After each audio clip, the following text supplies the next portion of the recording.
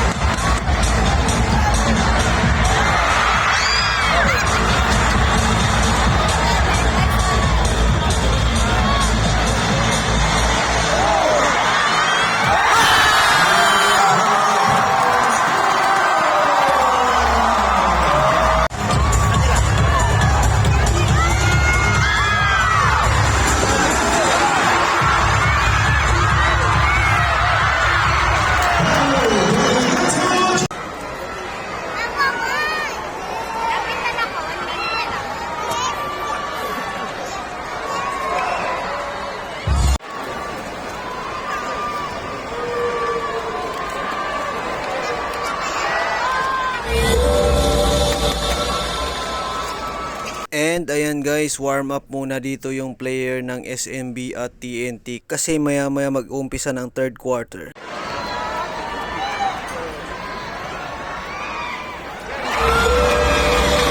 Salutations. Playing ang bata for Jordan Heading, Paul Alam for Brandon Ganuelas Roser.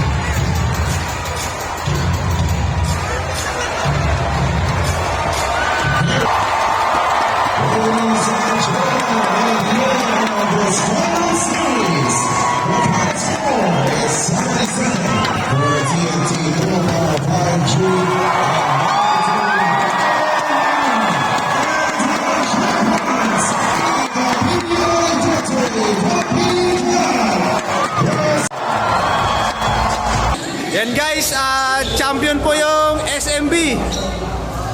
Tambak po ang inabot ng TNT sa SMB.